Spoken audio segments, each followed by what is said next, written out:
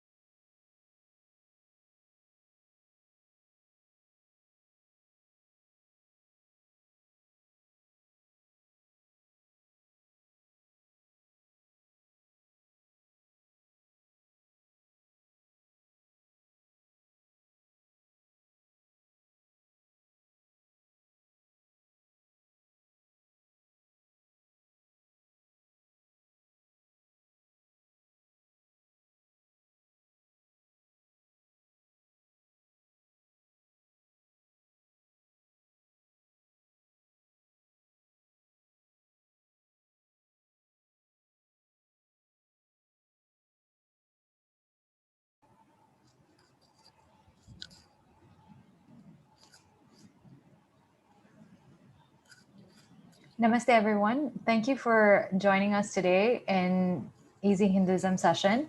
We'll start with our opening prayers. We'll do a prayer for Ganesha and then Saraswati and then Guru, and then I'll introduce the speaker. So I'm going to go ahead and share my screen. I please request everyone to mute themselves while the speaker is going through the talk. So just make sure that you're muted other than the times when you're asking questions.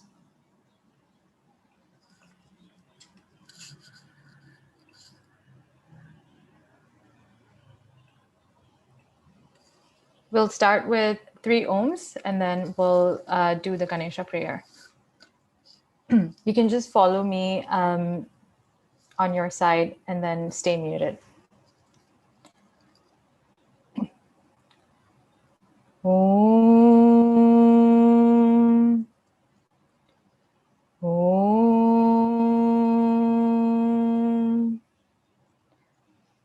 Om. Vakratunda Mahakaya Suryakoti Samaprabha Nirvignam Kuru Me Deva Sarvakaryeshu Sarvada.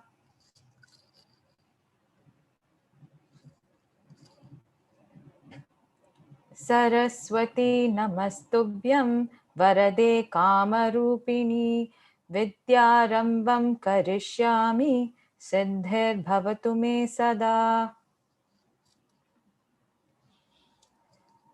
Gurur Brahma Gurur Vishnuhu Gurur Devo Maheshwaraha Guru Sakshat Parabrahma Tasmai Shri Gurave Namaha.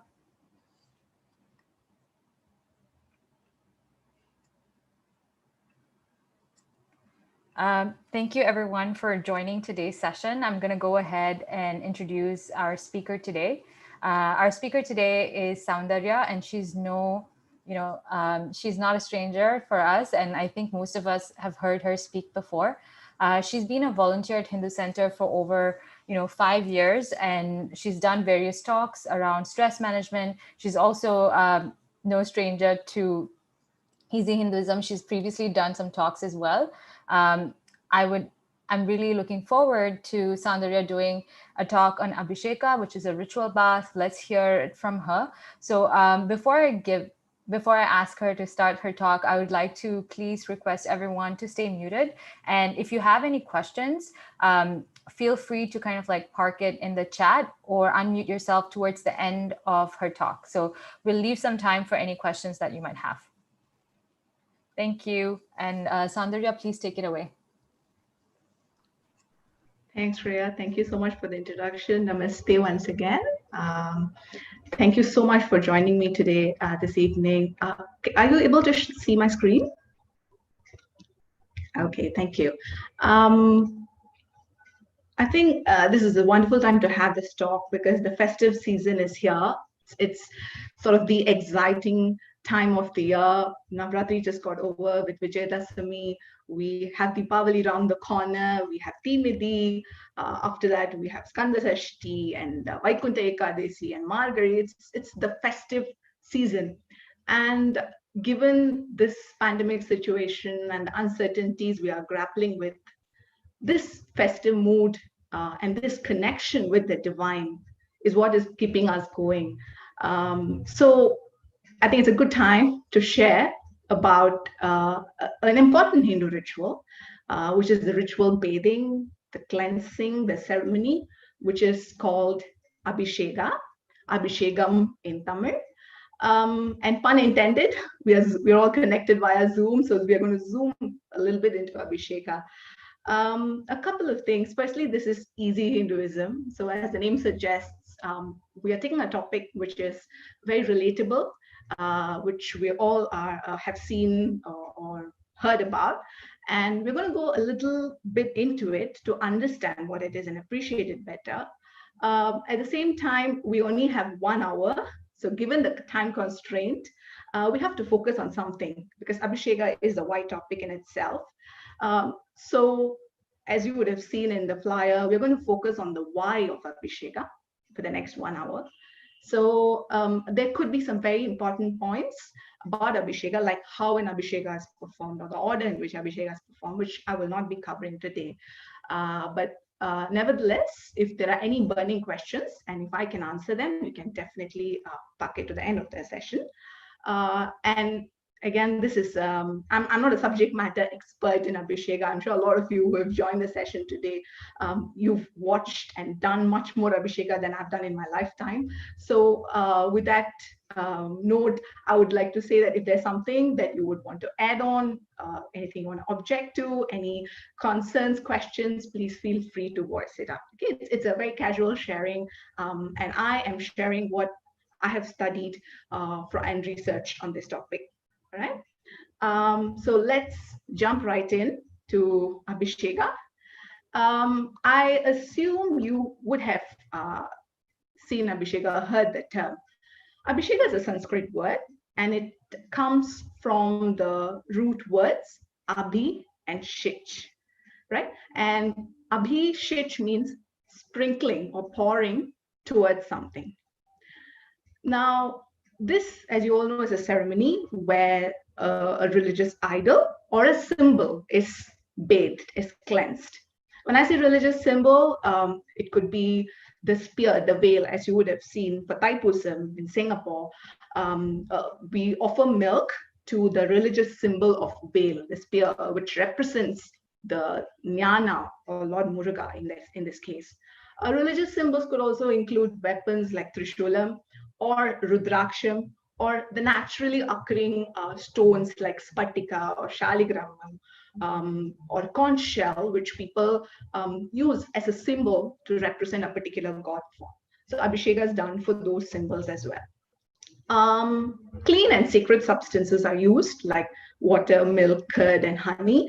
As much as we would love to offer, say, bubble tea or Coke, we don't do Abhishega with these substances simply because they're not natural, they're not clean, there's some contamination, there's some processing. So we will stay away from that. Only clean substances, sacred substances are used. And as you all know, Abhishega is an integral part of puja, worship. And it is also an important step in consecration ceremonies. Consecration is nothing but making something sacred. Something could be a place, could be a person, could be an object. So to make something sacred, in Hinduism, we have elaborate consecration rituals. So not every idol becomes a murti, a deity. So from the stage of sculpting an idol till the point the murti becomes the deity, there are elaborate consecration rituals, what we call as prana pratishta, meaning installation of the idol and infusing energy into the idol. So this consecration is a process, and Abhishega is an important part. The ritual bath is a part of this ceremony. And lastly, you would have seen this for human beings. We do Abhishega for coronation of political monarchs, religious monarchs, and for special blessings. Special blessings for like milestones of 60th birthdays or 80th birthdays, we call it Sashtiyaptapurti or Sadabhishega. So these are like milestone birthdays. The elderly couple or the elderly person who has hit these milestone ages and who's seen a lot of the world, we bless this, we seek blessings from such people, and as part of the 60th birthday or 80th birthday, the Abhishekam is done. Yeah. I'm sure you would have seen, but here's a very, very short clip in case there's someone out there who's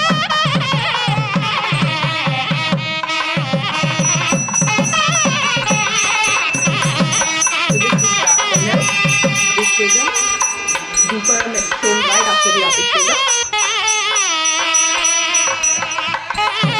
This is the holy ash vibhuti Abhishega. It is done for Lord Shiva.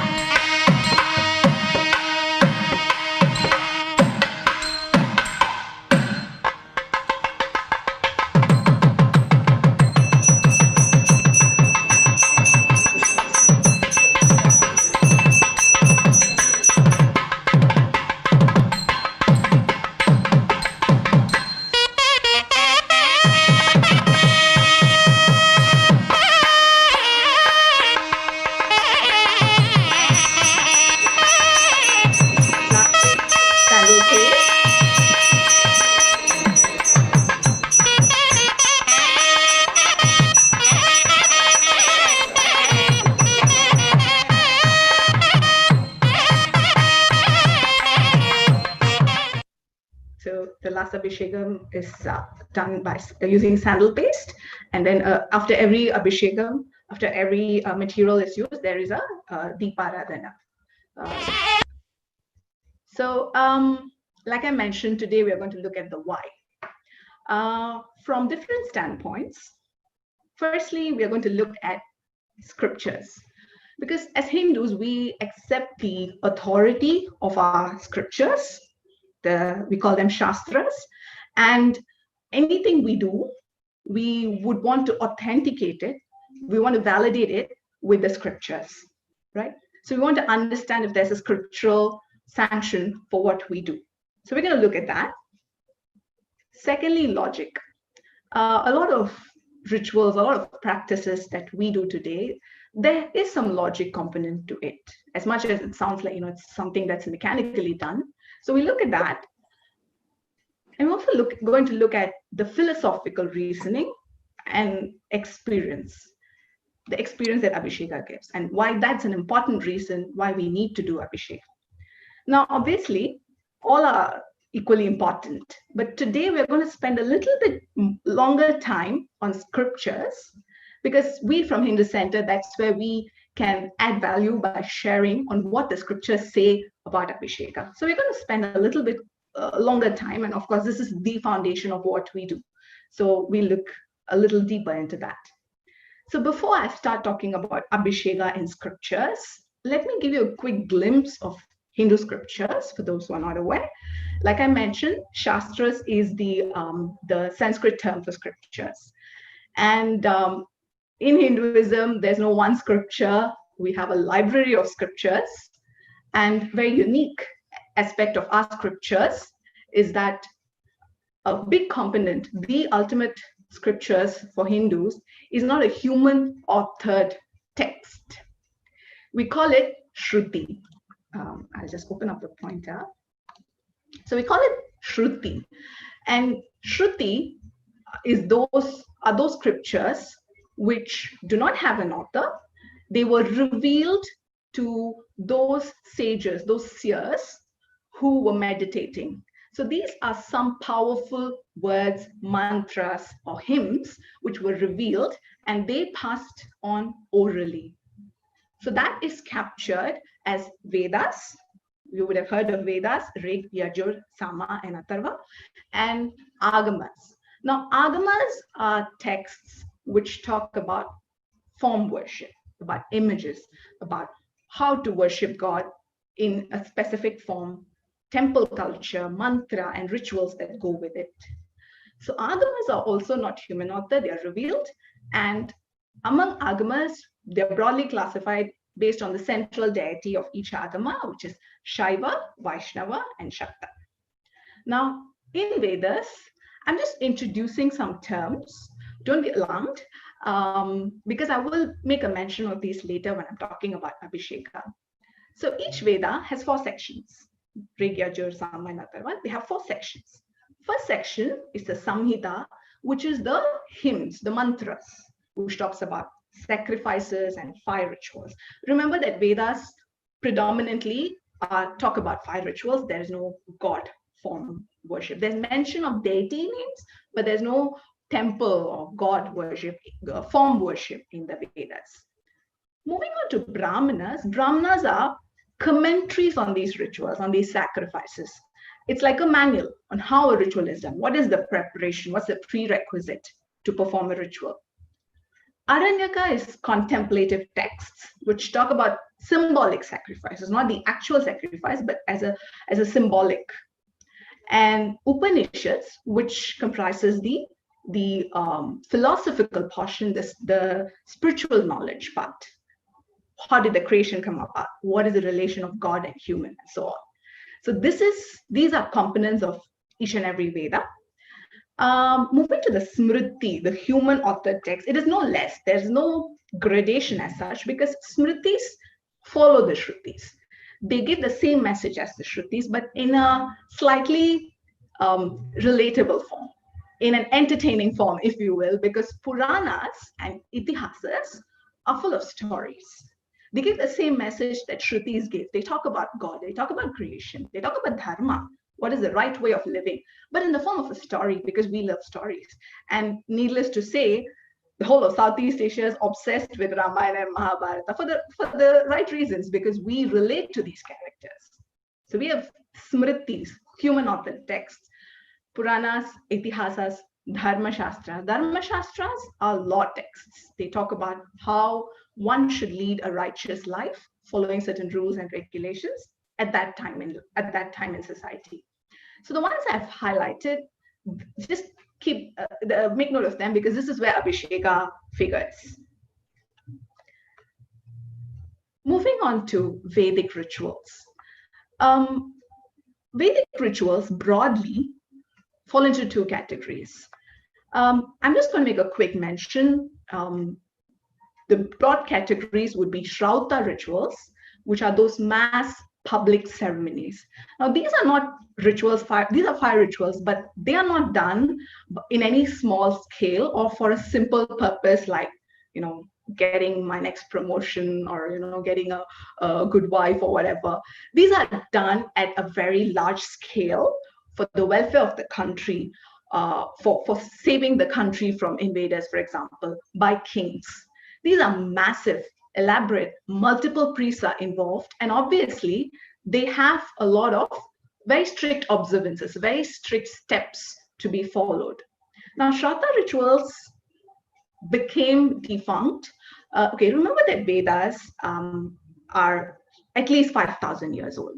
Okay, there is a debate on the actual dating because some people say it's older than that, and they're revealed, remember? So at least 5,000 years old. So over the passage of time, a lot has changed. So when it comes to the Shraddha rituals, usually this was sponsored by royals. Okay, the scale at which it was done, only kings could like do these Shraddha rituals.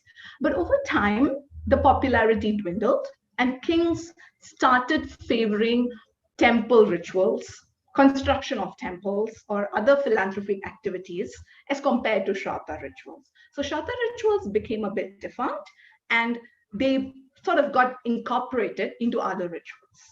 Okay? The other category, which we are still holding on from the Vedic rituals, are the domestic rituals, grihya. So grihya rituals are household ceremonies, small scale, and they mark the different milestones in a human being's life. From childbirth, the first time you take food, Annaprashna, Vidyaramba, the first the start of education, Upanayana, Vivaha, the marriage ceremony, until the cremation rites. So these are small rituals done. This can be done by a householder if he is equipped to do, or with a priest. So this is the main two categories in which Vedic rituals fall into. So some of the Shraddha rituals examples, if you would have heard them, would be Ashwamedha Yaga, Vajpaya Yaga, Rajasuya Yaga, Soma sacrifices. So all these are, they are not done anymore. Okay, coming back to Abhishega, our topic of the day. Something I want you to note is that the rituals in our Vedic mantras, the explanations given in the manual, the Brahmanas, they have undergone some changes, and Abhishega is no exception. To give an example to this point, there's a particular Shraddha ritual, the public ritual called first fruit sacrifice. I forget the Sanskrit name. First fruit of the season, or the first fruit of the tree, is offered to God. And they say that this was extended to the first crop, the first grain, the first flower, because we don't create these things, right? I don't do the photosynthesis for the plant. I don't contribute to the, I just take care. I just tend to it. I weed it. But the tree gives the fruit. So it comes from God. So we offer the first fruit to God, in particular, Indra and Agni. Now that ritual is not done anymore. We don't follow it, but the spirit lives on. Lives on how? We do the Pongal festival at the start of the year, when the first harvest, when we have the harvest, the first harvest of the season is rice is offered to God with jaggery and nuts and ghee, but the spirit is there. We associate the festival to Thanksgiving to Lord Surya, the sun god, because without sun, the plant would not have grown and we would not have gotten the food that we have. So it is a sort of Thanksgiving. It is sort of accepting that a lot of factors have been in play. It rained and I had the labor and I had everything in the right place to get the yield. So the spirit is living on. It's not a first fruit sacrifice anymore, but the spirit is there. So similarly, Abhishega, it has gone some evolution from its origin. Granted, it did originate in the Vedic rituals, but it has evolved in the meaning a little bit, which we'll see shortly. And as you would know, it is not a standalone ritual by itself. It is placed in a sequence of ritual acts. Okay, so the first sort of sense we get from the scriptures for the meaning of Abhishega is an act which gives power and prestige. And where this occurs is in the Atharva Veda. Now, Atharva Veda talks about this sprinkling act, Abhishinchami or Abhishincha, as something that confers dignity, splendor, authority. And this is done on kings, on chieftains, they call it Gramani, the village chief, because they're going to lead people, they're going to lead the community. So they need all the splendor, all the power that they can garner. So the sprinkling act is believed to have given them the power and prestige. And if you look at the verses, you will see that it says, I sprinkle on thee with splendor, Savitra. Savitra is a Vedic deity who can be equated to Surya. So Savitra shall make thou an increaser of friendship. Okay, so that's what the Atharva Veda says. For a king, you need to get your splendor and you need to be an increaser of friendship, not someone who is calling names or blaming in presidential debates, but someone who increases friendship, someone who has brilliance and wealth, of course. That's what Atharva Veda tells us. In the Shrauta rituals, again, the person who performs the sacrifice is elevated to a higher status with splendor, with dignity, which overpowers his competitors, and long life, Ayush. So sprinkling was always bestowing these things. And in the Yajurveda, in particular, they call on different deities to give different strengths. So the powers of Soma, the glory of Soma, the brilliance of Agni, the splendor of Surya, the power of Indra. So you see that they're picking the best qualities from the different Vedic deities, and they want to confer this by the act of sprinkling. So that's how Abhishincha it occurs in the Vedic text for a start. Not just that, you also see Abhishega interpreted as an offering. In all the rituals, we understand that fire plays a major part. And Agni is seen as the deity who acts as the medium between human beings and the gods. So we offer objects to Agni, and Agni by himself, when offered certain things, melted butter, we call it ahuti, he grants our wishes, he fulfills our wishes. So it's not a sprinkling per se, it's an offering, but that is also called Abhishekta. So in the Shatapatha Brahmana of the Yajurveda, that act is also called Abhishekta. And again, when this offering is done, it is done with a wish in mind, for the fulfillment of a wish. Remember that Vedas, fire rituals, we're all human beings, we all have goals. We want to control the uncontrollable with the means we have. So ritual was one way. So if I wanted good health, I would do a ritual for good health. If I wanted children, I would do a ritual for children. So it was as simple as that. So they sprinkle, they offer, and it is said that by offering to Agni, Agni grants those wishes. So that sprinkling is also Abhishinchami, or it's the root word of the Abhisheka. And this occurs in Atharva Veda. This picture might give you a guess on what's the next interpretation of Abhisheka. This is a painting of Lord Rama's Pattabhishegam. Pattabhishegam is the coronation ceremony. So yes, Abhisheka was an important part of coronation rituals. Again, coronation rituals are Shrauta rituals. And you see, from just sprinkling and offering, in coronation, there is a special preparation of the sprinkling fluids. You see that there's a tendency to add ingredients into the water. It's not just plain water anymore. We are adding exquisite substances. So this is where we start having milk and curd and ghee and honey. Durva grass is Arigampul, the one that we offer to Lord Ganesha, which is supposed to purify the water. So a lot of new ingredients start coming in to the coronation rituals. And if you think about it, coronation rituals in any civilization is an important milestone.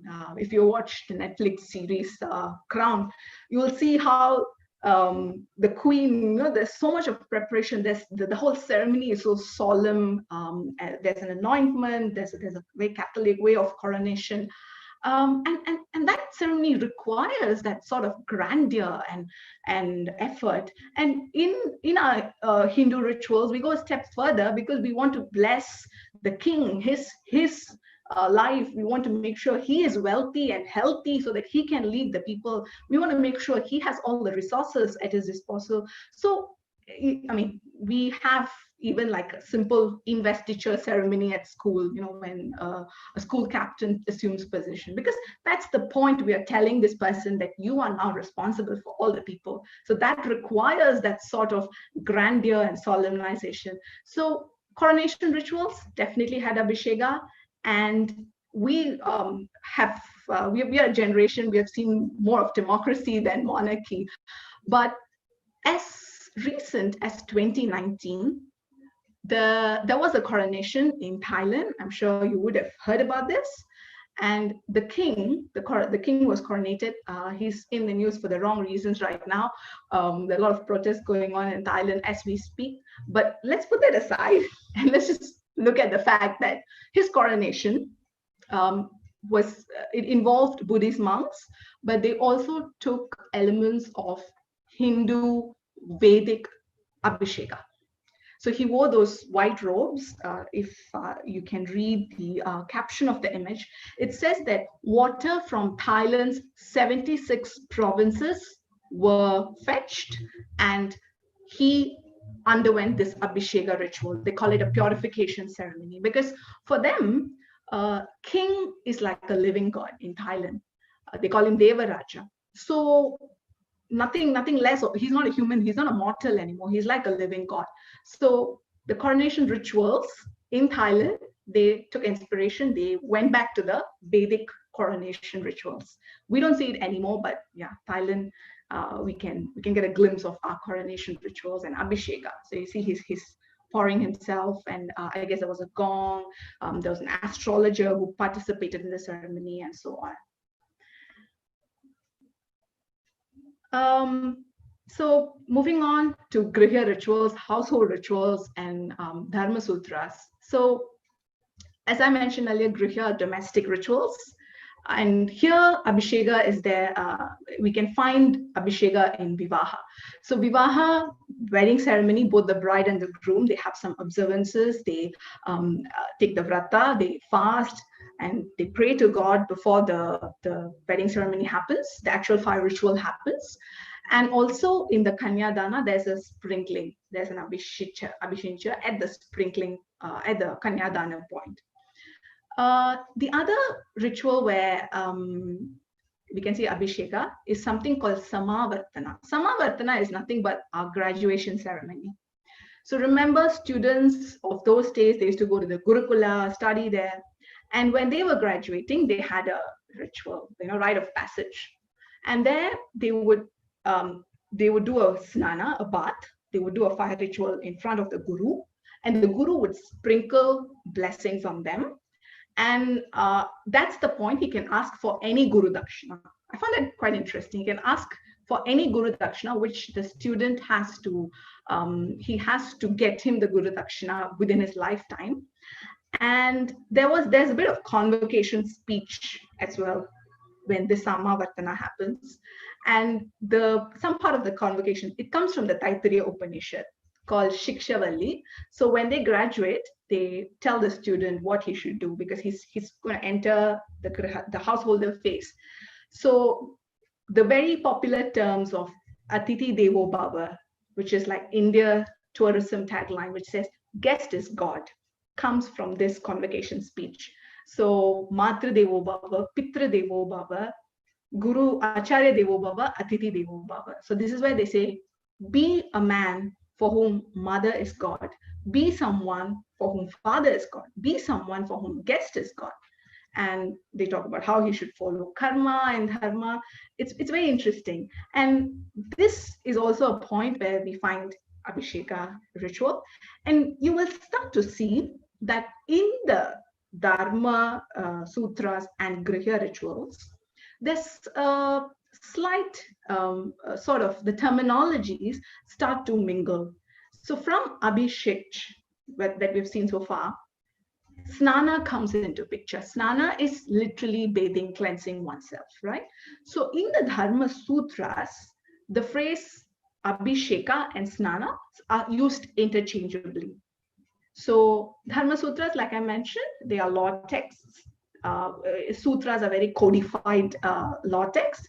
So Apastambha's Dharma Sutra, Vashishta's Dharma Sutra. Vashishta's Dharma Sutra talks about expiation, how you must bathe, cleanse yourself before doing the expiation rites, the amends, and sprinkling on hands and feet. So all this, you will see that Abhishek and Snana, pouring, sprinkling, and bathing are used interchangeably. So you will see that the terms are getting a slight change as we go.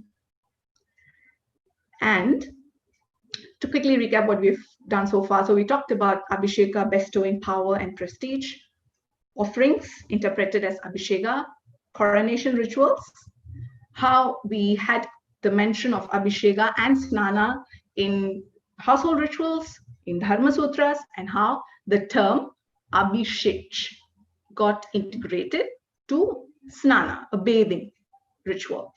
So this is actually a Bali Hindu priest who's doing a sprinkling as a purification. And this is, of course, proper Abhishega. Apart from these scriptures, Abhishega is mentioned in the Puranas. Remember, Puranas are Smritis.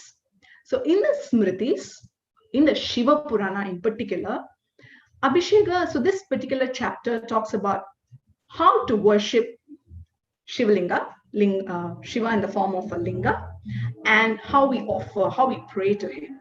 So there you see the devotee needs to perform water offering, or if he can do Abhishega, Naivedya, offering, Namaskara, and propitiation in this order. And this will give him the region of Shiva. So why are we doing all this? Not because Shiva is going to gain anything by this. It's for the devotee to reach the region of Shiva. Very simple, right? Agamas. So as I had mentioned, Agamas is where we get clarity on temple worship. It's very close to what we see in temples today. So the mention of Abhishega and Agama is very prescriptive, very accurate. They tell you clearly. So this is the Shaiva Agama called Kamika Agama. And here very clearly they say what the Acharya does, what the priest is supposed to do. Just getting your attention to the words highlighted in green. The Snana Kumbha, which is the pot where the Abhishekam materials are kept, is first worshipped. This you will see even today in Singapore temples. If you go for a pradosham, the priest will actually pray, Ceylon temple or the Gelang Sivan temple, they will actually pray to the Abhisheka, the rose water and the ilanir and chandanam. So it's all kept in one place, and the materials are first prayed to. Then rubbing of oil and ghee on the linga, and then comes fragrance. You see, Abhisheka is a feast to all your senses. You see the Abhisheka, you also get the fragrance. It sets the ambience, right? You get the fragrance. You also hear wonderful music in the temples when you're actually watching an Abhisheka. There's always wonderful either chanting or instrumental music. So it's a feast to your senses, and it really gets you in the mood. So there's fragrance and offering done, bell. So they even indicate that a bell must be sounded, and something called upasnana, which is washing after every round. So after the pouring of milk, there's washing, and then there's chandanam, there's washing. So that is also clearly called out in the agamas, right? So very, very clearly called out, close to what we see in temples today. So let's take a very small detour, because this is something is interesting. I thought it's worth sharing. Water is a powerful medium, something that we may not have thought about so much, but science suggests that water has memory, meaning, so this experiment was conducted by Dr. Masaru Emoto. He's a Japanese businessman, actually. He froze water droplets and he examined them. He took different sources of water exposed to different kind of vibrations, and he froze them and he analyzed the molecular structure. Okay, and what he discovered was very interesting, because he discovered that when the water was exposed to positive thoughts, words, ideas, music, it had a very nice structure, a fractal or snowflake structure. But if, on the other hand, it was exposed to negative thoughts, negative words, like, you see, I will kill you, it looks quite bad because it is exposed. It's just the water, the same water which is exposed. Now, this is very drastic. Fujiwara is a dam in Japan. So they just took the water from the dam, they analyzed it, and he brought a Shinto priest. Shintoism is a religion that's followed in Japan. So he brought a Shinto priest who actually did prayers at the dam. And again, they collected the water and they realized that right after the prayers, it formed a beautiful snowflake structure. Okay. Again, they have extended it to not just words and chants, but to meditation as well. So in Brahma Kumari's World Spiritual University, they did this experiment where this person, so she does her morning meditation. They took a cup of water, analyzed it before meditation, and after, so it's just kept here in front of her. And after she finishes her meditation, they analyzed the water crystal structure, and you see there's a marked difference. So this is, people argue on whether this is like, purely scientific method, but this is what we have at our disposal. So this is what we have come up with. I'm sure there's a lot of science to what we do in our Hindu rituals, but this is a proof of the power of mantras and prana. We say, no, there's an energy, there's a vibrational energy which we send out. See, for example, here, the word love doesn't have any power by itself, but it's also the emotion that goes with love. How I feel, what vibes I send out when I say love, and what vibes I send out when I say I will kill you. There's a difference, right? So the energy, the mantras definitely have an effect on the water medium that is used. Again, I think we've been doing very serious stuff. So let's take a commercial break. After Imoto's work on water, there was a lot of interest, and there was a rice experiment was carried out by people across the world. So if you go to YouTube and you Google rice experiment, you'll see a lot of people sharing their findings. I'll just play one video for your interest. I'm so sorry.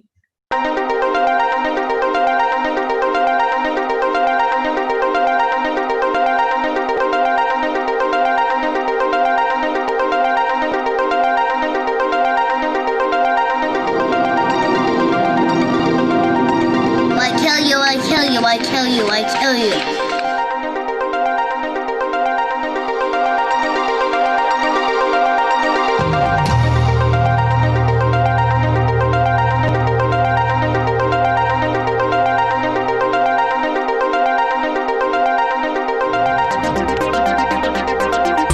So some words are ugly, right? Like kill and I hate. And some words are really nice, like I love you, right? So our experiment is to see if words have an effect on things.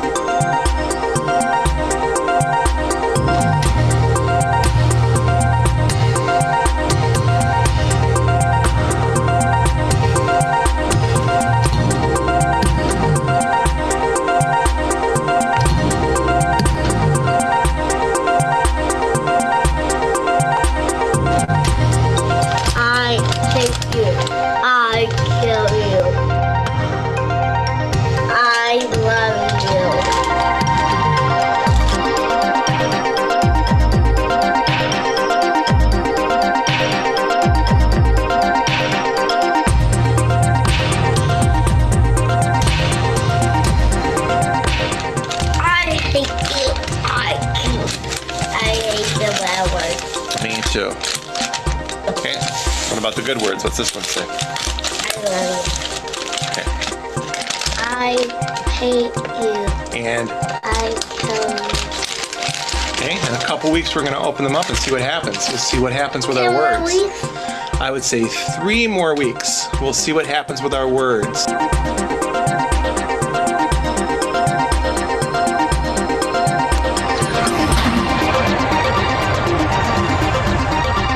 So what's the experiment we did? We were trying to figure out what would happen to rice if we put rice in the water. And what happens? What did we say to the rice? I love you. I love you. And what's this one say? This is a bad one. I'm not gonna say it. I wanna kill you. I hate you. Right. That one bad. Let's see what happens. Open it. Let's open this one up. Let's open up the one that says I love you.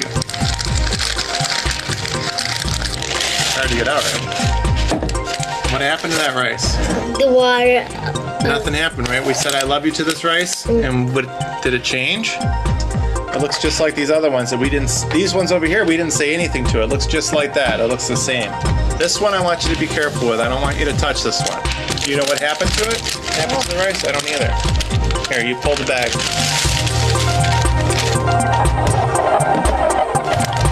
Look inside there. Look what happened to it. And don't breathe it in either. That's probably really nasty stuff in there. Look at the difference. This is the rice that we said I love you to. And this is the one we said I hate you to. What's it smell like? What smells like? Like poison.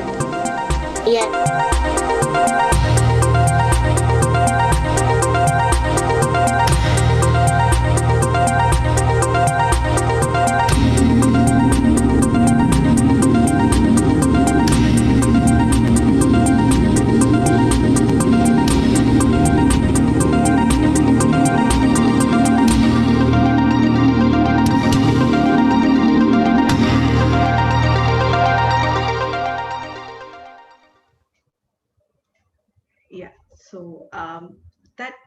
That is not just one person doing the experiment.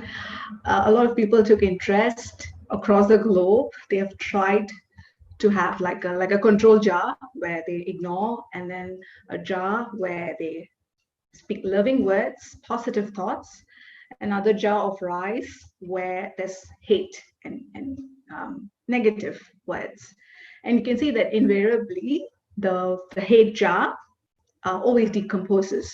There's odor, there's it just is very obvious that though they had the same rice put in at the same time, there's a difference.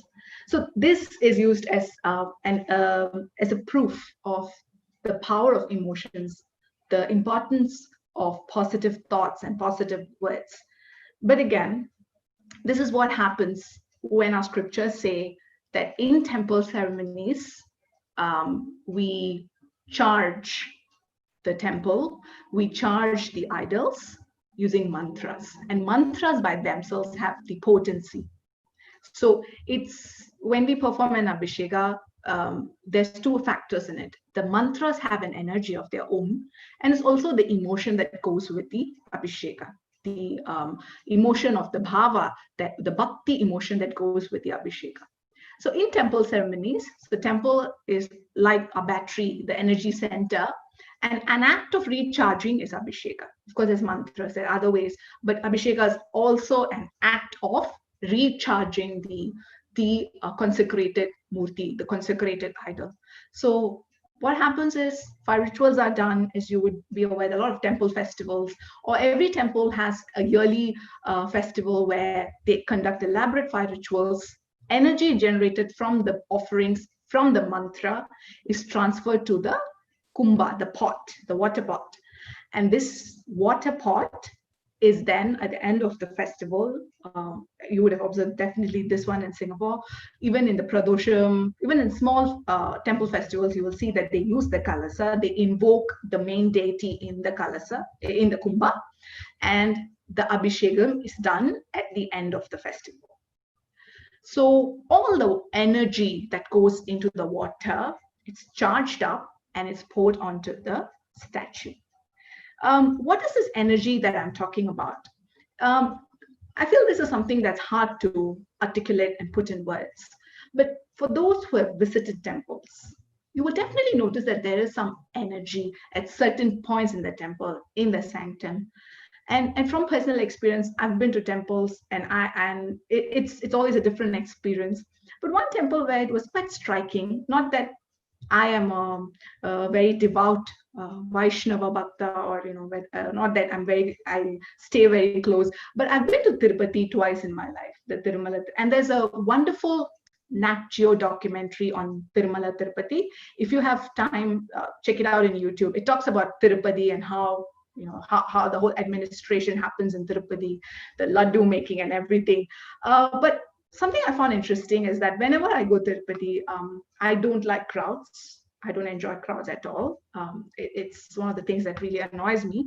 So obviously, when I go to Tirupati, the waiting and the crowd does bother me. But the two times I've been there, I was 10 years old when I first went there, and the next time I was 25. I went with my husband. I was extremely annoyed, right? The whole waiting time. But when I go to the sanctum area, all I remember, I forget everything. The mind goes blank. And all I can see is just absorb what I see at that moment in the sanctum. And when I come out, I feel happy. I feel good. And I thought I would want to think that it's not a psychological thing, but it happened twice. When I was 10 years old, at 10 years, I don't think I had so many things happening or so many psychological influences, but it happened. I remember I was looking at the Murti, the Tirupati Murti. I was just looking at him and in awe. I didn't have any other thoughts. All my frustrations, anger just vanished. And same thing happened even recently. So it's not that I don't know when I'm going to go back to Tirupati again, when I'm going to verify this, but in the documentary that I'm talking about, two young people mentioned the same thing. They said, when we go to the sanctum, we may have a wish list of things to ask Tirupati Perumal, I want this, I want that. But when we go there, we actually forget what we wanted to ask him. That is the energy of the sanctum, and that is there because of all these rituals, because of all the mantras, because of all the agamic observances that the priests are carrying on. It doesn't come out of nowhere, right? So that's the energy we're talking about. Meenakshi Amman temple has a different energy dynamics. So these temples are not just places of worship we just go to. They have a science behind it. They have an energy behind it. And I'm sure people who've gone there, who felt this, can vouch for it. Moving on to, as an extension of the temple ceremony we were talking about, comes the Kumbhabhishega, which literally means Abhishega done by a Kumbha. But again, this Kumbha is not any normal Kumbha. There's a lot of energy. There's a lot of pre-Kumbhabhishegam ceremonies that happen. It's done once in 12 years, and elaborate rituals and ceremonies are done before the actual day of pouring the water.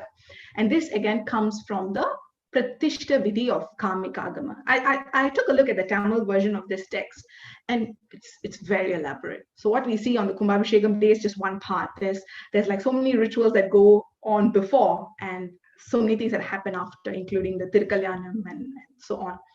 So Kumbhabhishegam again is recharging the entire temple, and it's done once in 12 years. So a lot of from Abhishega, we went to rice experiment. To bring you back to where we started off, we were talking about why we're doing Abhishega, and we were looking at the scriptural basis of Abhishega. So I want you to take a break. I want you to grab your phone, flex your muscles, grab your phone, and go to menti.com and enter this code, because I have a question for you. Before you ask any questions from me, I have a question for you. Please go to menti.com and key in this number.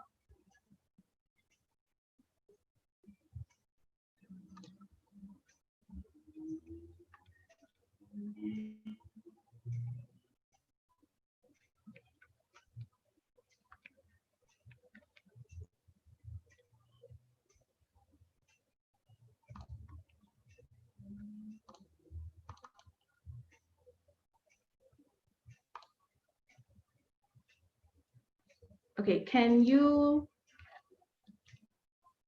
see this page when you do that? Okay, I have 3 thumbs up. If you've done this, do give a thumbs up so I know how many people are doing this. Menti.com and type this code in.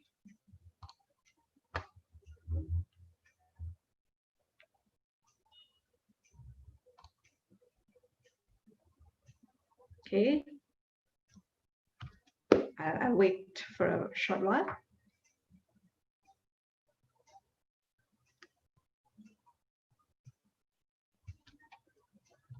So is the code visible to everyone? Okay. Okay, let me flash the question as well.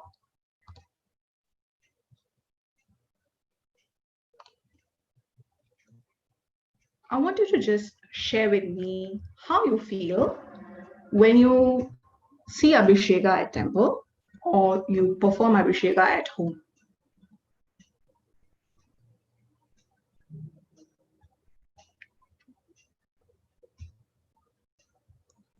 So you don't have to give me all the three options, anything that comes to your mind. Calm, present, okay? Good energy, peace, captivated, totally normal, okay? Engrossed, very peaceful.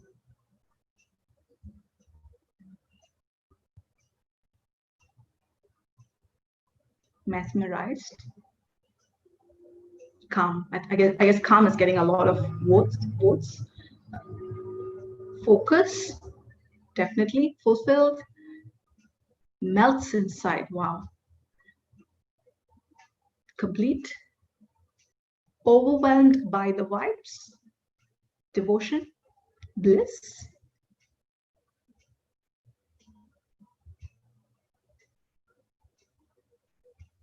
Awe, totally. Energized. I guess there's been a lot of calm and energized.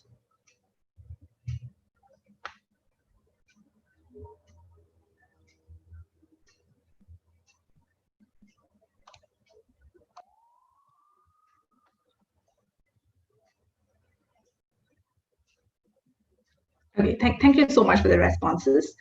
I will come back to this. Meanwhile,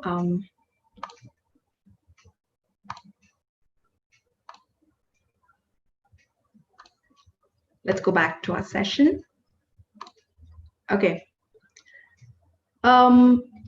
Thanks for your answers. We'll come back to your answers. But after our whole look into scriptures and a bit of science, let's move to logic, because there is a logical reason why Abhishega has to be done. Very simply, cleansing and maintenance. Of course, any symbol that we love, we pray to, any symbol that's important to us, we need to make sure it's clean and maintained. Because remember, these are statues made of stone, and over time, and they are subject to wear and tear and extreme temperatures sometimes. So to prevent the cracks or maintain the statue, we need to do these cleansing. And even when we pour milk and oil and ghee, it moistens these idols and it prevents the cracking. So basic maintenance. Why again do we need to do maintenance? Remember that we are all people who love symbols. You know, I'm sure all of you are wearing your wedding ring. I hope you are. This is a symbol, right? The wedding ring is not a normal ring. There's a ceremony. You know, it's a symbol of love. It reminds you of a special someone. A couple of months ago, we hung out our national flags, and it was a symbol of respecting the nation. It was a symbol of showing love for your fellow citizens.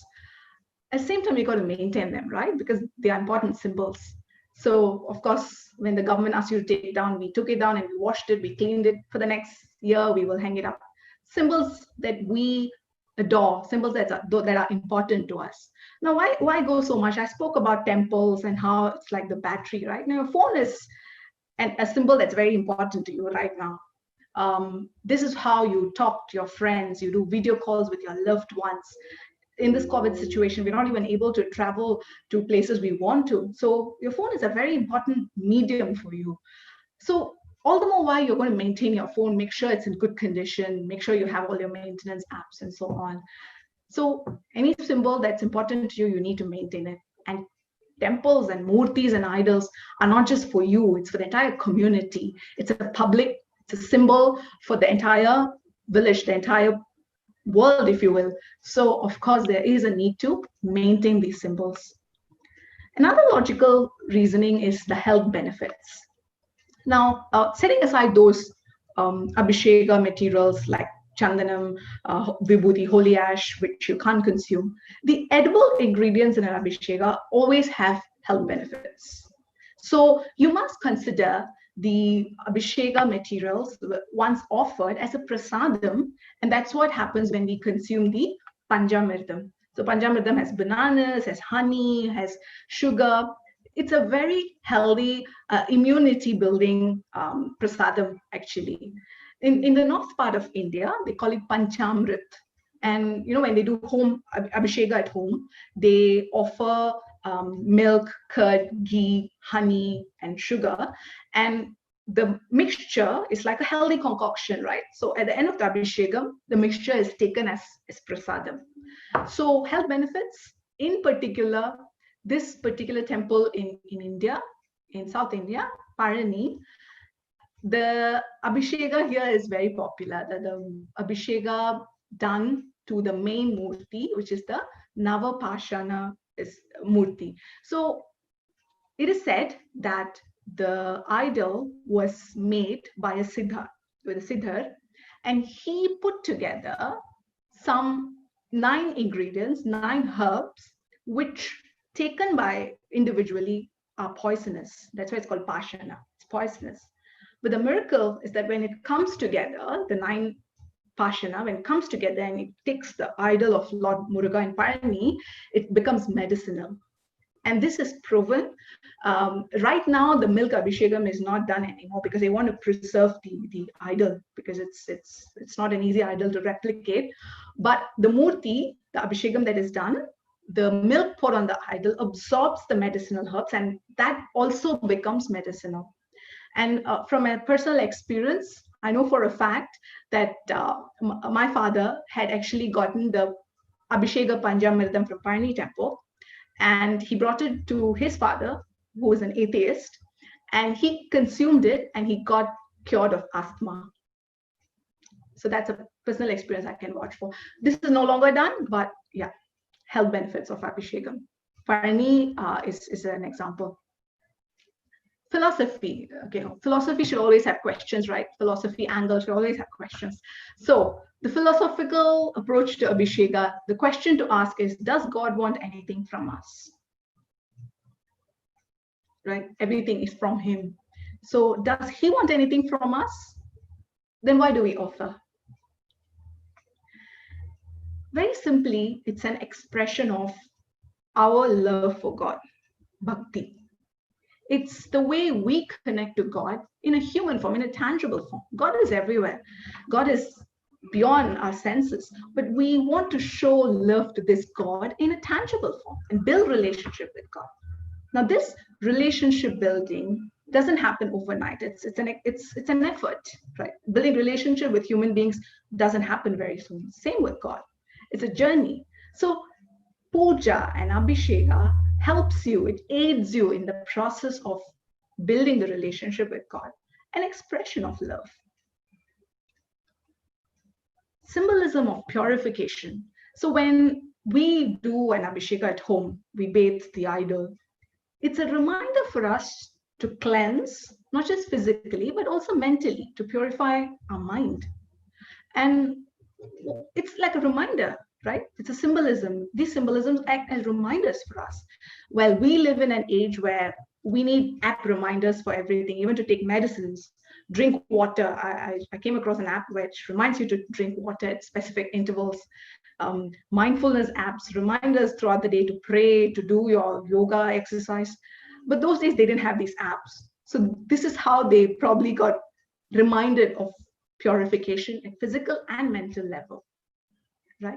And there's nothing wrong with these reminders. The more the merrier. I mean, if the purification process reminds you the importance of keeping your mind pure, what's the harm in it? The more the merrier. And most importantly, any form of offering, including abhisheka, you will notice that you're parting with something that's important to you. your money, or some material that's precious or important to you, it automatically lowers your feeling of selfishness, that you own everything, and you start to feel a sense of gratitude. Now, this is a psychology blog post which talks about the two cycles that people get caught in. One is a selfless cycle where when you think less about yourself, you become more positive. You focus on others' needs and wants, you become more positive, and you're also thankful. You're thankful for the good things, for the blessings that you have. And again, this is linked to happiness. But when you're caught in a selfish cycle, you're always focused on yourself, your wants, your needs. And you also get the sense of entitlement that you deserve everything. Everything has to happen the way I want it to. I cannot put up with something that is not happening the way I want it to. I feel entitled. And what that leads to? Negativity. I start complaining about things.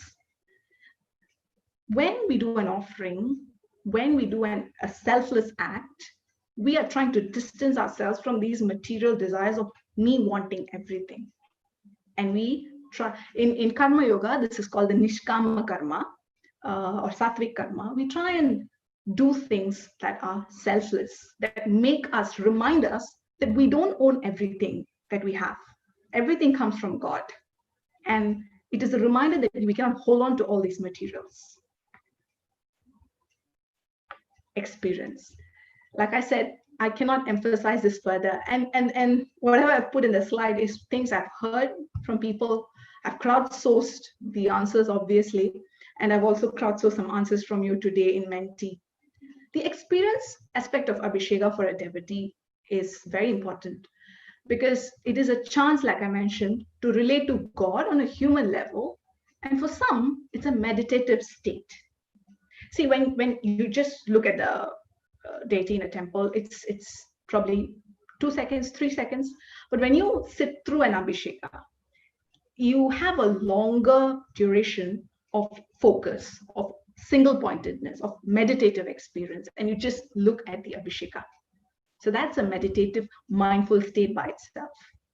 The positive energy that the temple gives you when you go and attend a temple, it uplifts everyone. The happiness. See, some people get happiness when they probably get the latest iPhone. But here, the happiness is just the fact that I'm connecting with my creator. It's a spiritual party of some sort. It's just a connection. And I'm happy to make that connection and spend that time.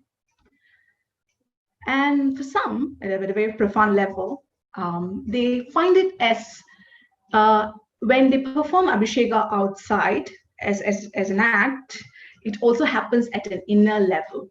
So when they welcome the deity, they feel they're also welcoming the deity into their hearts. Very profound, right? And again, I've gotten a lot of answers from you in the Menti: calm, uplifting, serene, mesmerized. So these are some of the experiential aspects of Abhishega which we cannot discount. They are as important as the other reasons as well. So I hope I'm not taking much time. The last part, I'm now closing this sharing on the frequently asked question. I'm sure someone would have asked this to you. You would have come across this question. Why do we pour milk over statues when it could be put to better use? Better use meaning donate to the needy or someone who needs it more. Again, I'll just give you some points to ponder. Why we do Abhishega, we've spoken at length for the past hour. I've given you different perspectives to it. There is a scope for improvement though, meaning that when it comes to the inedible ingredients, we don't have a problem. But in Singapore temples, in like Sivan temple, for example, they do collect the Abhishega materials, the chandanam and everything, and they offer to people as it should be offered. But milk in particular, there is a bit of wastage as we see it today. And rightfully speaking, it should be offered to devotees as a prasada. This is done for Mahashivratri at Sivan temple because, see, in Singapore, they are able to do the quality control around it. they're able to ensure that the spout is clean, the sauce is clean, and then they're able to distribute the packets of milk after the Abhishega is done. But in India, most of the temples, this is not done. So the milk does go into waste. And this is a point of improvement for sure, right? But the other part of this question, logical fallacy, I'm not sure how many of you, if you want to switch off for the next 5 minutes, feel free to do so. But a lot of logical fallacies out there. Logical fallacies are faults in an argument by the nature of the argument. You would have heard of some of these, like ad hominem, when you attack a person instead of attacking his argument, or slippery slope, or straw man argument, circular argument. There are a lot of fallacies in the way arguments are constructed. One of such fallacy is called a loaded question. This is the only argument where the fallacy happens in the question. And this happens when a question is posed with a presumption which is unfair, unwarranted, which is not even required for the question. Now, there's an example here, but you would have seen this from journalists, political debaters, and commentators, where they always ask loaded questions, right? For example, if I were to ask someone, have you stopped beating your children? So that's a loaded question. My question is, have you stopped? But I'm assuming that you're beating your children, right? So when I ask that question and you say yes, the assumption will go true that you are beating your children and you've stopped now. Or if you say no, it means you're continuing to beat your children. So that unfair assumption or presupposition is built into the question itself. So if you see here, are you friends with the loser Richard? Now you can ask me if I'm friends with Richard, but I add this adjective called loser Richard, and it's as if I am also playing along with this assumption, right? So I find this question to be a loaded question as well. The first part of the question, I have no qualms. Why do we pour milk over statues? Because it is in our scriptures. It's a way of transferring energy because of the experience aspect of it, because of the philosophical aspect, the logical aspect. I'm happy to answer that. But the other part of the question is where it becomes loaded, when it could be put to better use. Question is, who's to define what's the better use? Remember that how we balance our actions and duties is left to us. As Hindus, we have to perform karma, do punya, help fellow people, true. We also have our duties, our dharma for the family, our dharma for the society, our dharma to the God, to our tradition. So both have to be balanced. It doesn't mean that karma, one has to happen at the cost of another. I don't have to perform Abhishegam at the cost of my duty to do charity, to give dana. I can do both. In fact, in Singapore, for Thaipusam, there was this drive where a group of youngsters used to sell a packet of milk, okay, but they used to charge for 2 packets, meaning for every milk packet that's offered to the temple, 1 packet is sent to the needy. So you have to balance both. So personally, when someone asks me this question and try to guilt trip me into saying, why are you doing this offering or why are you doing this Abhishega when you can? It's not a question of being guilt tripped because I know I am doing my donations. I know I'm helping the people to the extent possible. So the 1 liter of milk that I offer on a special day, for whatever reasons I've explained, doesn't bother me. And usually people who ask these questions, right? I don't know if the $2 that they are saving in the Abhisheka, they actually go and donate, right? The milk or that they don't offer, or the packet that they want to save, I don't know whether they go and really do the donation. But this, to me, is a loaded question. Why are you assuming that one has to happen at the cost of another? Well, again, let's understand that this is an unfair linking between a religious offering and a social issue. Now, malnourishment is there in Africa, all across the world. Poverty is there. But do we link personal preferences to poverty and malnourishment? For example, people are throwing lavish birthday parties these days, right? Do we ask them, why do you throw your son's first birthday party when you could have used that money for a charitable purpose? Why do you throw a wedding party when you could have done something else? Why do you buy the latest iPhone? Why do you buy makeup? Why do you buy expensive jewelry when you can put the money to better use? So for these selfish reasons, we don't usually link it. But when it comes to a religious offering, it is a loaded question to ask, why do you do this religious offering when you can put it to a better use? Because it's me who decides what I want to do with the means I have, right? So if ever you ask this question, I hope you have some answer for at least the first part of the question to say why we do Abhisheka. And if that purpose is achieved, I think the purpose of my sharing is achieved. And let me quickly recap if you have joined in late. We spoke about scriptures, the scriptural basis of Abhisheka, about how it bestows prestige to kings, to chieftains, and how offering is interpreted as Abhisheka from Atharva Veda, Yajur Veda. Coronation rituals, Abhisheka is an important component. Grihya rituals and Dharma Sutras, we start seeing the term snana come into picture. Household rituals, we're talking about vivaha and the graduation, the samavartana. And again, Abhisheka in Puranas and Agamas, we spoke about this very interesting experiment on water memory. The logical aspect links to the fact that it's a cleansing ritual for the maintenance of these important symbols and the health benefits that come out of the Abhisheka materials. From the philosophical perspective, we spoke about how this is an expression of bhakti, building relationship with God, a symbol of purification, and how making an offering makes you feel more thankful for the gifts that God has given you. And lastly, experience. I cannot put in everything, but I've just mentioned about how it's a meditative experience. It gives you a lot of positivity and spiritual energy.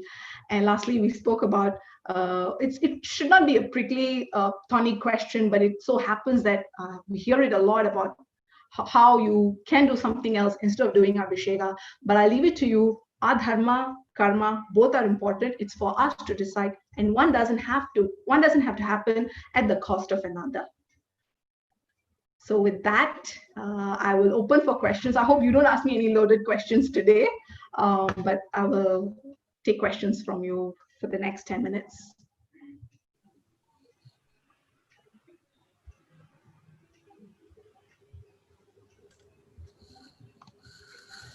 Hi, Saundarya, can I go ahead with a question? My name is Nagendra.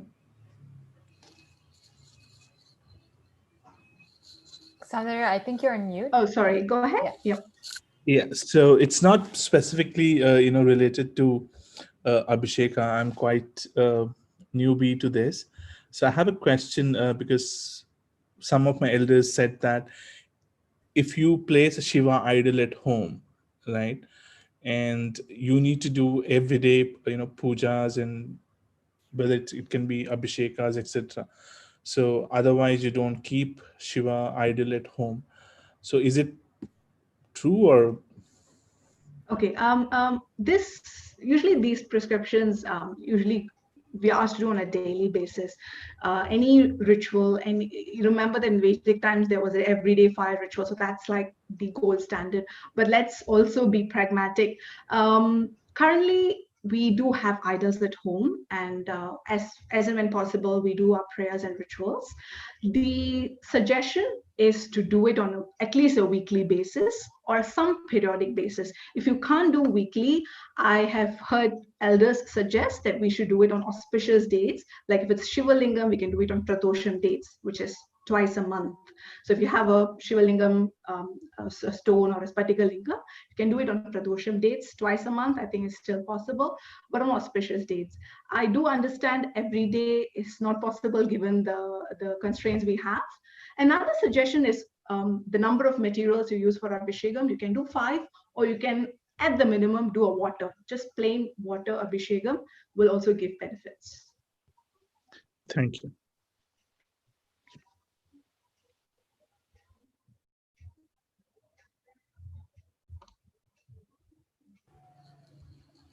While we're waiting for others to kind of jump in and ask questions, I just wanted to read a comment that someone had shared on YouTube who's watching this live. They said the speaker is really, really good, hitting on hard questions to answer about Abhishekam. I learned a lot. Thank you so much. Thank you.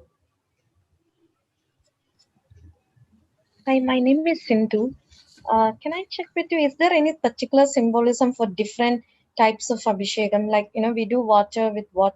Milk and, bananas or different kind. Is there any particular symbolism for each of them? Right. See, I did have this question myself. The thing is, I'm not able to quote a single authentic source which talks about the benefits of each and every material. But having said that, the general rule of thumb is we offer what we want for ourselves, the benefits we want for ourselves. So there's a general sort of correlation to say that if I want long life, I offer milk because milk makes me stronger, and then offering milk also gives me good health and long life. Offering honey gives me sweet voice. Offering rose water gives me prosperity, things like that. So there's a correlation. I have seen this recorded in some temples, in Indian temples also. This is recorded. I've seen a lot of forums talk about this, but I have not come across a verifiable single source of this. But I would think the very simply, you offer what you like. So if you want a particular benefit or you like something, you offer that and you will get that manifold. So that's probably a guiding principle. Thanks. It sounds logical. I just want to add in one point about just now. She talked about YouTube. I can tell you it's one of the best presentations that I have ever seen in the recent times, and it's even better than some of the corporate presentations. And the way you summed up the material, summarized in between, especially getting the feedback from us and all, it is fantastic. Thank you. It's the first time I have seen your presentation, so I do not know whether you do it before, but it is really very good. Thank you so much. God's grace. God's grace. Thank you so much.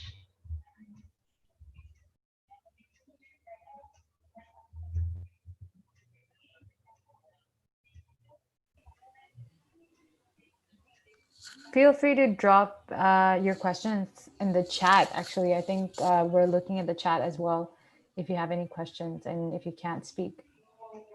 While we're waiting for that question to come up, maybe I'll ask you a question myself. What does the scriptures say about Manasika Puja and specifically around Abhishekam? Okay, Manasika Puja, we know for everyone's benefit, it is the puja that you do at a mental level. So you go through with the Shodapachara Puja, the 16 steps you go through at a mental level. Abhishega, I would think, is part of the Manasika Puja as well. But the benefits of Manasika Puja, Abhishega, would be very personal to you. So it's for your purification, your spiritual evolution. But when we do an actual physical Abhishega in a temple, there's other benefits. As I explained, the temple is charged, the deities are charged. So it's slightly, you're expanding out when you do it physically. Thank you. I think we have a question from YouTube, or I'm not really clear if it's a question. So I'm just going to read it out. Materials are part of prayogas, which are elaborated in tantric texts like mantra, mahodati, and sharada tilakam. Not sure if it's just a comment or if okay. I think they are. He's trying to answer the question on earlier the significance of materials. Yeah. Okay, I will look up on that. But because tantric texts are nothing but Shakta Agamas. So under the Agamas, they are the Shakta Agamas. So in particular, I guess there is a mention of the Abhisheka materials noted. I'll take note of that. I think there's a question from Jayapal. He's asking if there's a sequence on the content of the Abhishekam. Yeah, similar to the earlier question, we can only do a logical conclusion for this one. It starts with the basic cleansing, the oiling of the anointment of oil. And then as you go into the other Abhisheka materials, you will see that it's more on the fragrance side. So you start with milk, you start with oil, you do the powder, and then the milk, the curd, ghee. And from ghee onwards, be it though they also do tender coconut water, but they go to the fragrance materials in the end, so that that the fragrance stays. So that's the logical sequence.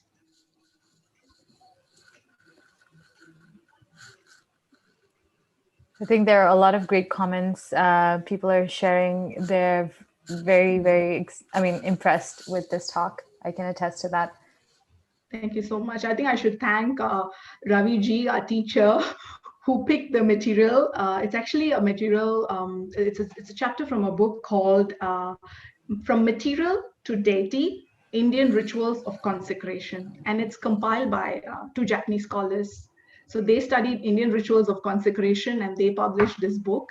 So he recommended the book to me, the content to me. And I learned a lot in the process as well. So I should thank him and my husband, who's been very helpful in doing this presentation. So thank you for giving me this opportunity. I learned a lot as well. Yeah, can you please repeat the book name? From Material to Deity, Indian Rituals of Consecration. I can type it up. But it's just that they go very technical into the scriptures part I spoke about. They go in detail into each of the Shrauta rituals, how the king's seat is prepared, how it's a lot of details.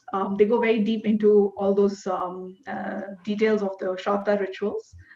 So if you have an appetite for it, then I will definitely recommend that.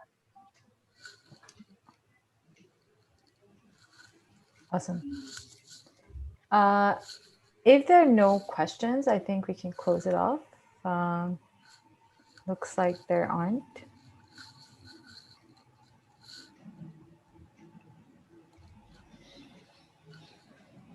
Yeah, I think so. I just want to say thank you, Soundarya, for taking the time to do this talk. Honestly, it was so impressive. Even the content and the way that you covered the different aspects, the logical, the experience, the scriptures part, and the philosophy. It was super informative, just like every single person that's saying, well done. Thanks. Thank you, Shreya. And thank you for taking this time. And let's close it off with closing prayers. And for those people that are new today, I just want to share a bit more about our WhatsApp. And let me just share my screen. Can you see my screen? Yeah, okay, perfect. So for those of you that are new to Hindu Center and for Easy Hinduism, this is a great way for you guys to join our WhatsApp and get all the updates that we have on our events. All you need to do is type in this number in WhatsApp and add this number to your phone contacts, and then just type in join, and automatically we'll be sending you updates on our future events as well. This is just one-way communication where you get updates from us, so you don't have to be bothered about anything else. So just join this and get updates from us. And if you have any questions as well, you can go to our website, hinducenter.org.sg. And let's close it off with closing prayers. Let me know if you can see this as well. Okay, perfect.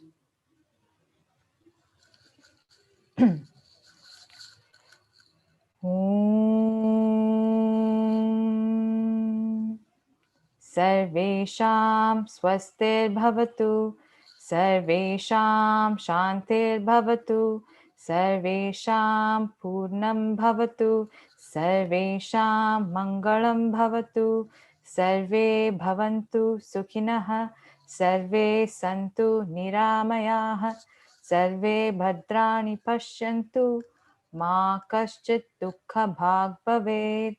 Om Shanti Shanti Shanti.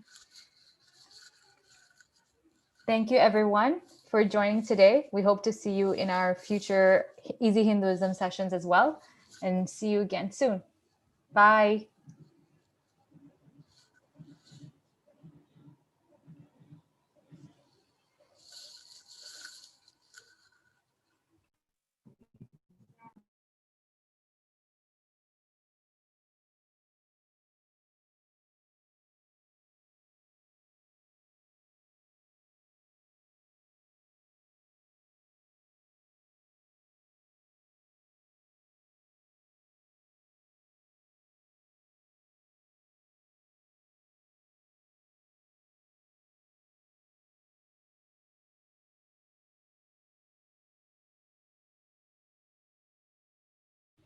Wait, sound. She left. Okay, we'll leave here because it's live. Okay, okay.